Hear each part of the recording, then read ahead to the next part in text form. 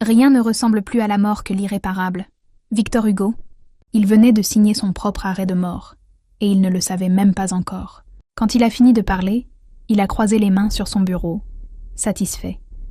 Comme s'il venait d'annoncer une simple décision administrative, une signature parmi tant d'autres. C'est mieux ainsi, Léa. Tu comprendras avec le temps. Je l'ai regardé sans ciller. Son costume sur mesure, ses boutons de manchette en or, le verre de whisky posé sur le sous-main en cuir. Chaque détail respirait l'arrogance d'un homme convaincu d'être intouchable. Mieux ainsi, ai-je répété calmement. Il a soupiré, comme si toute cette conversation l'ennuyait. Tu n'en as pas besoin.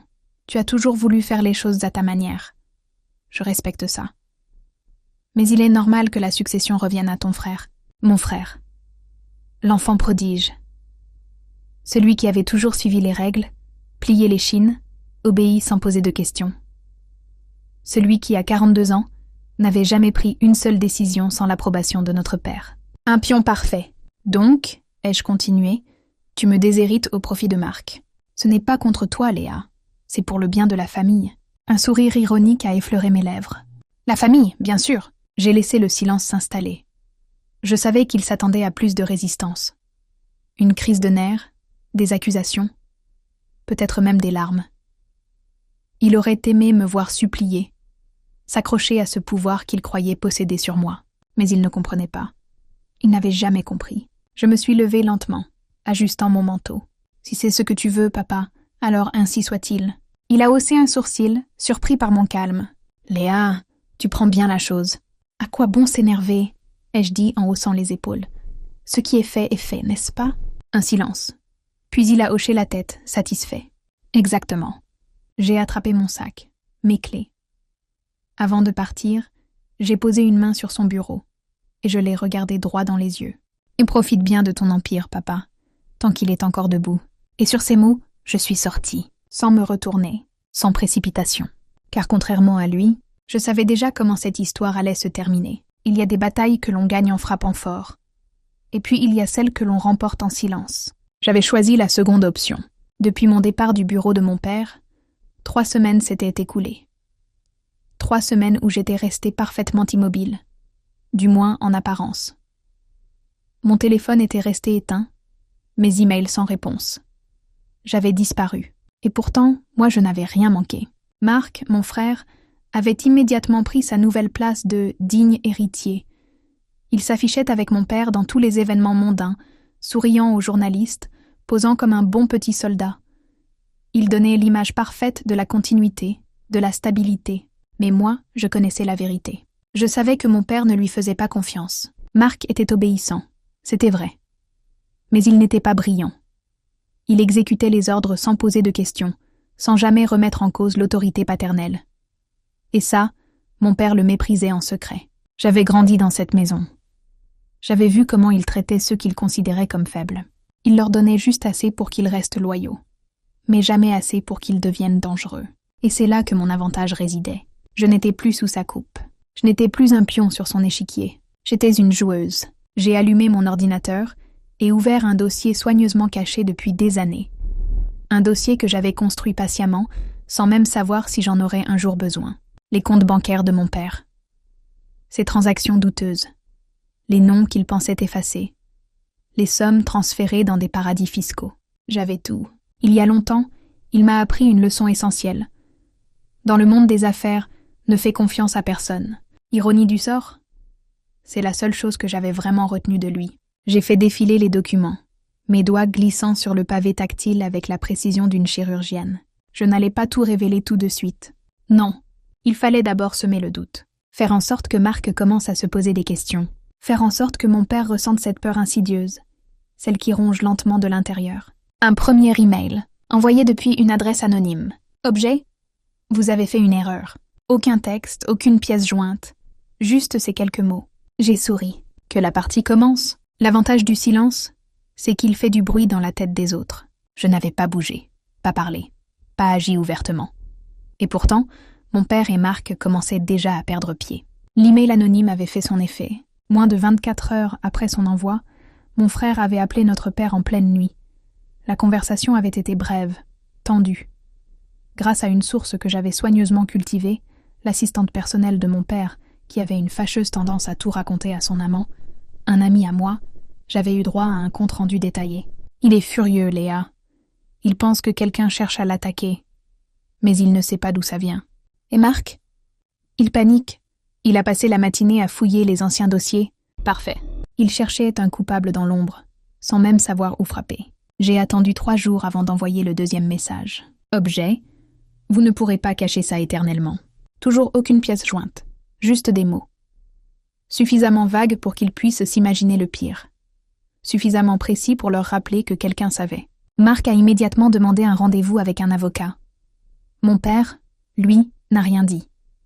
Mais j'ai appris qu'il avait annulé un voyage prévu à Genève. Une précaution inutile, car je n'avais encore rien révélé. Il paniquait pour du vent, et c'était exactement ce que je voulais. Mais il était temps d'avancer à l'étape suivante. Ce matin-là, j'ai commandé un café en terrasse, et j'ai observé la rue. Paris s'agitait comme toujours, indifférente au jeu de pouvoir qui se jouait dans les bureaux luxueux de la capitale. J'ai sorti mon téléphone et composé un numéro que je n'avais pas utilisé depuis longtemps. « Je me demandais si tu étais encore en vie », a répondu une voix amusée. « Toujours, et j'ai du travail pour toi. »« Intéressant. Quel genre de travail ?»« Disons, un audit financier. » Un rire léger a traversé le combiné. « Tu ne changes pas, Léa. »« Non. » Mais mon père allait bientôt regretter d'avoir pensé que j'étais restée la même. Le pouvoir ne disparaît pas d'un coup. Il se fissure d'abord en silence. Puis, un jour, il s'effondre sous son propre poids. Et mon père ne savait pas encore que son empire était déjà en train de s'écrouler. Le lendemain de mon appel, je recevais un message court, concis. Premier résultat dans 48 heures. Mon contact était efficace. Un ancien auditeur financier reconverti en consultant indépendant, expert en traçage d'argent. Un homme que mon père aurait méprisé, car il n'obéissait à personne. Parfait. Ce matin-là, j'ai pris le temps de savourer mon café, attablé dans un bistrot discret. À quelques rues de là, Marc et mon père devaient être en pleine réunion de crise. Et j'avais une nouvelle distraction à leur offrir. J'ai ouvert mon ordinateur et rédigé mon 3e message. Objet. Vous avez détruit des vies. Et maintenant, c'est votre tour. Aucun nom, aucune signature. Juste une phrase, jetée comme une allumette dans une pièce remplie de gaz. Puis j'ai attendu. La réaction ne s'est pas fait attendre. Quelques heures plus tard, mon téléphone vibrait. Un numéro inconnu. J'ai décroché sans un mot. « Qui êtes-vous » Marc. Sa voix était tendue, nerveuse. « Ah, excusez-moi » ai-je répondu d'un ton innocent. « Ne joue pas à ça, Léa. Tu crois que je ne sais pas? C'est toi, n'est-ce pas ?» J'ai souri, même s'il ne pouvait pas le voir. « Je ne vois pas de quoi tu parles, Marc. »« Ces emails, tu veux quoi, hein ?»« Pourquoi tu es aussi inquiet ?» ai-je demandé calmement. « Quelque chose à cacher ?» Un silence. Il respirait fort, et je pouvais presque l'entendre se battre avec ses propres pensées. Puis il a raccroché. Le premier doute venait de s'insinuer en lui. Mais je n'avais pas encore terminé. Le soir même, j'ai reçu les premiers résultats de mon enquête. Mon père possédait plus d'une dizaine de comptes bancaires dans différents pays. Certains étaient connus, d'autres beaucoup moins. Et parmi eux, un détail a attiré mon attention. Un transfert récent, un virement discret, effectué quelques mois plus tôt, vers un compte offshore au nom d'une société fictive. Un virement provenant d'un fonds censé financer une œuvre caritative. J'ai senti une vague de satisfaction monter en moi. J'avais enfin trouvé la faille. Et demain, j'allais commencer à l'exploiter. La patience est amère, mais ses fruits sont doux. Jean-Jacques Rousseau. Le moment était venu de sortir de l'ombre. Pas entièrement, pas encore. Juste assez pour que mon père sente le sol trembler sous ses pieds. Les résultats complets de l'audit étaient arrivés. Un dossier de 47 pages, rempli de chiffres, de dates, de noms. Chaque ligne était une preuve accablante. Des détournements de fonds, des pots de vin, des contrats truqués. Mon père avait bâti son empire sur du sable, et moi, j'avais maintenant la pelle pour tout déterrer, mais je ne voulais pas tout exposer d'un coup. Pas encore. Un joueur intelligent ne dévoile pas toutes ses cartes en une seule manche. J'ai commencé par une petite fuite, un appel anonyme à un journaliste d'investigation, un homme que je connaissais de loin pour son goût des scandales financiers. Je lui ai envoyé un extrait du dossier, juste un virement suspect, une somme modeste, mais assez louche pour attirer l'attention. « Vous voulez la source ?» ai-je demandé, ma voix déformée par un logiciel. « Pas besoin », a-t-il répondu, déjà excité. « Si ça tient, je creuserai. » Et il a creusé. Le lendemain, un article discret est paru dans un journal économique en ligne. Rien de trop explosif, juste une rumeur. Des irrégularités financières soupçonnées dans une grande entreprise familiale parisienne. Aucun nom cité. Mais je savais que mon père lirait entre les lignes. Et il l'a fait. Ce soir-là, mon téléphone a sonné. C'était lui. « Léa ?» a-t-il dit sans préambule. « Il faut qu'on parle. » Sa voix était rauque, fatiguée. Pour la première fois, il n'y avait pas cette arrogance qui le définissait. « De quoi, papa ?» ai-je répondu, feignant l'innocence. « Ne joue pas avec moi. Tu sais quelque chose. » J'ai laissé un silence s'étirer, juste assez pour qu'il le sente peser. « Moi ? Je ne fais que vivre ma vie. Ce sont tes affaires qui semblent compliquées. » Il a ravalé une réponse. Je pouvais presque voir ses mâchoires se serrer. « On peut s'arranger, » a-t-il fini par dire. « Si c'est une question d'héritage, on peut rediscuter. » Un rire m'a échappé, froid, tranchant. Trop tard pour ça. J'ai raccroché. Le lendemain, Marc m'a envoyé un message. Une seule phrase. « Arrête ça, ou tu le regretteras. » Pauvre Marc. Il croyait encore pouvoir me menacer. Mais le vent avait tourné. Et moi, j'étais prête à souffler plus fort. Le plus grand danger n'est pas celui qu'on voit venir, mais celui qu'on ne voit pas partir. Proverbe inconnu. Il pensait encore pouvoir renverser la situation. Il se trompait. Depuis l'article, l'étau se resserrait autour de mon père. Les rumeurs avaient pris de l'ampleur. Des investisseurs commençaient à poser des questions, des partenaires à prendre leur distance. Rien de concret n'avait encore éclaté, mais le doute suffisait à fissurer son empire. Marc, lui, était devenu une bombe à retardement. Sa menace par message « Arrête ça, ou tu le regretteras » n'était qu'un cri de désespoir. Il ne savait pas quoi faire. Alors il faisait ce qu'il savait faire de mieux. Paniquer. Et moi je comptais là-dessus. J'ai attendu 2 jours avant de passer à l'étape suivante.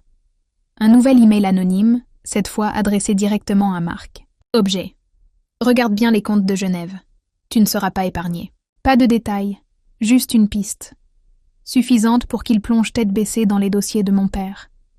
Suffisante pour qu'il découvre, par lui-même, les transactions que j'avais déjà sous la main. Et il l'a fait.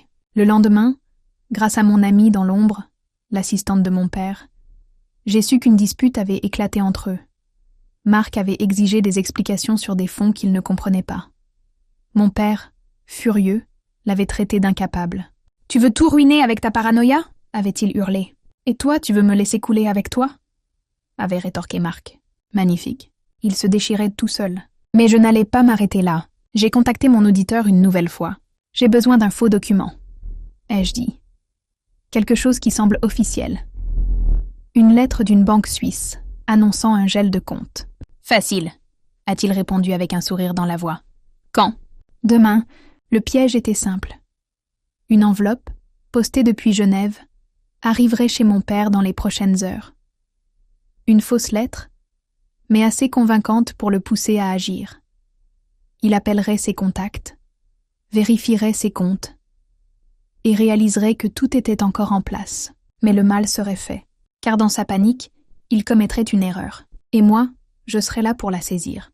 La vengeance est un plat qui se mange froid, mais qui se cuisine avec précision.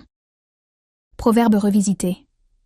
Le piège était tendu, et ils sont tombés dedans, les yeux grands ouverts. La fausse lettre de Genève avait fait son effet. Mon père, croyant ses comptes gelés, avait passé la nuit au téléphone avec ses banquiers suisses. J'avais prévu sa panique. Ce que je n'avais pas prévu, c'était à quel point il se trahirait lui-même. Dans sa hâte, il avait envoyé un email à un associé douteux, un homme lié à ses transactions offshore. « Déplacez tout maintenant », avait-il écrit. Une erreur fatale. Car cet email, intercepté par mon auditeur grâce à un accès discret, était la pièce manquante. J'avais tout ce qu'il me fallait. Le lendemain, j'ai organisé une rencontre. Pas avec mon père ou Marc directement, trop prévisible. Non, j'ai invité un petit groupe d'investisseurs clés de son entreprise à un déjeuner informel. Je les avais contactés sous prétexte de nouvelles opportunités. Ils étaient curieux, confiants. Ils ne savaient pas encore qu'ils allaient assister à la fin d'un règne. Au milieu du repas, j'ai sorti une tablette. « Messieurs, » ai-je dit avec un sourire poli, « j'ai quelque chose à vous montrer. » J'ai projeté les documents, les virements illégaux, les comptes cachés, l'email de mon père, daté de la veille, ordonnant de déplacer des fonds illicites. Un silence glacial a envahi la pièce. « C'est une accusation grave, Léa, » a murmuré l'un d'eux. « Je ne fais qu'apporter les faits, » ai-je répondu calmement.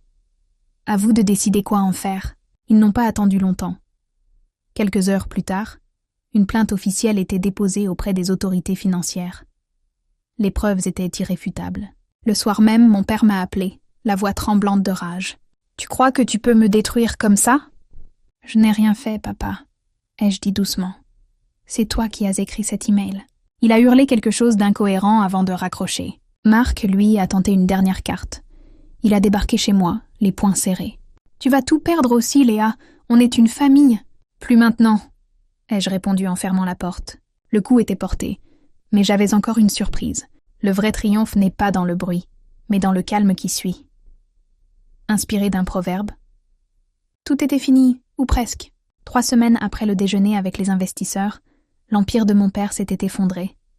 Les autorités avaient gelé ses comptes, pour de vrai, cette fois. Une enquête officielle était en cours, et les journaux économiques ne parlaient que de ça. Marc, lui, avait disparu de la circulation, probablement terré quelque part, espérant éviter les retombées. Mais moi, je n'avais pas besoin de crier victoire. Le silence était ma récompense. La surprise finale, je l'avais gardée pour la fin. Pendant que mon père s'enfonçait, j'avais racheté une partie de ses actifs à bas prix via une société écran. Des immeubles qu'il avait négligés, des contrats qu'il avait sous-estimés. Rien d'illégal, juste une opportunité saisie au bon moment. Aujourd'hui, je valais plus que lui à son apogée. Pourtant, je n'ai pas célébré. Pas de champagne, pas de fête. Je me suis assise sur le balcon de mon nouvel appartement, un verre de vin à la main, regardant Paris s'illuminer sous mes yeux. Mon téléphone a vibré. Un message de mon père. « Tu as gagné, mais à quel prix ?» J'ai souri, sans répondre. Le prix ? Ma liberté, mon indépendance. Une vie où personne ne pourrait plus me marcher dessus. Quelques jours plus tard, une lettre est arrivée, écrite à la main, tremblante. « Marc, je suis désolée, Léa, on aurait dû t'écouter. » Trop tard. Je l'ai froissée et jetée. Ce soir-là, j'ai repensé à tout. À la colère qui m'avait portée, au plan que j'avais tissé. Étais-je devenue comme lui ? Non. Lui détruisait pour dominer. Moi, j'avais détruit pour me libérer. Et si c'était à refaire ? Je ne sais pas. Peut-être aurais-je pardonné. Peut-être pas. Mais une chose était sûre. Ils s'étaient détruits eux-mêmes. Moi, je n'avais fait qu'allumer l'étincelle. Alors, à vous qui lisez ceci, étais-je dans mon droit ? Auriez-vous fait pareil ? Ou auriez-vous tourné la page sans regarder en arrière ? Je ne jugerai pas votre réponse. Après tout, le silence m'a suffi.